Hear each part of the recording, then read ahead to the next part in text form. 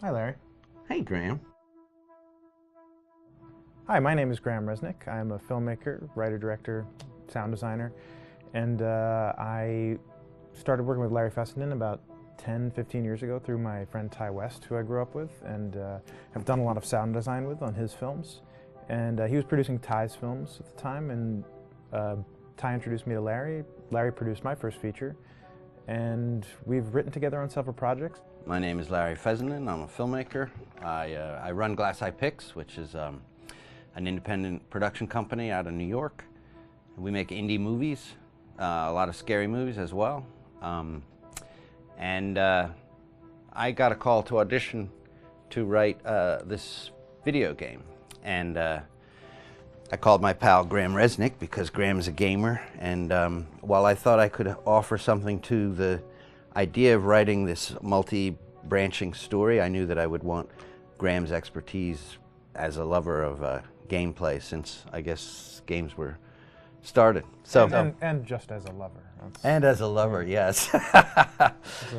Which is why there's so many sex jokes in the game. There was one Italian website that did say the Larry Fessenden right. and Graham Resnick, the two lovers behind Until Dawn. Come here. Maybe I know how to handle you too. I am definitely ready to be handled. So I wanted Graham by my side. Yeah, and we got the gig, and it's been an amazing ride. Oh, hell yeah. Oh my god, she's taking her shirt off. What? Oh my god! Matt, what are you doing here? Hannah. I'm sorry, Hannah. Hey, This all don't got out of worry, hand, but... So in the game, the basic setup is that a year prior to the game's start, all these kids had gone up to a ski lodge that was owned by the parents of one of the kids, or a couple of the kids, and some of the teenagers played a prank on some of the other teenagers, and the terrible tragedy occurred when a few of them, two sisters, ran out into a blizzard, and were never seen from again.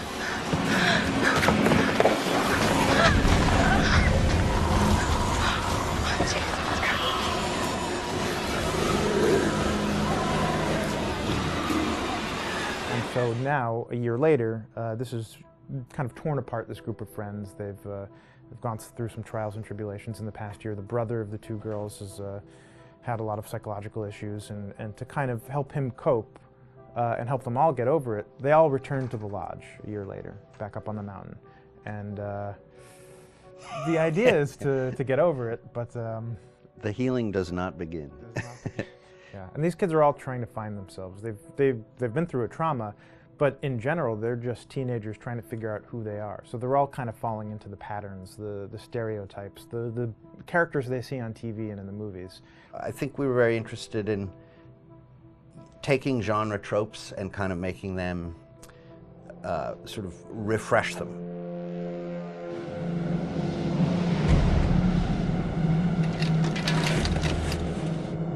Hey, did you see that? Dad said it'd just be us this weekend. We're familiar with how slasher movies work.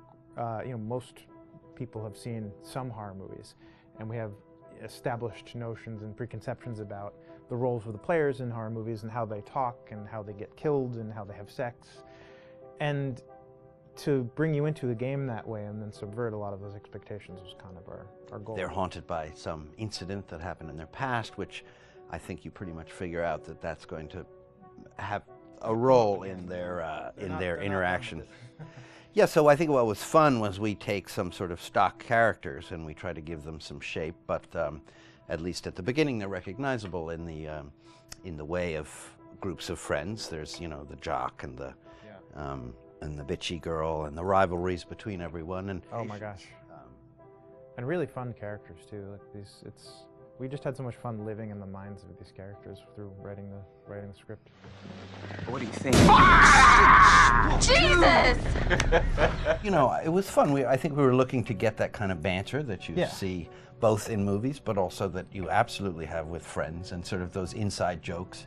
And of course, as writers and as friends ourselves, we sort of developed little tracks, and we try to give the characters that kind of vibe.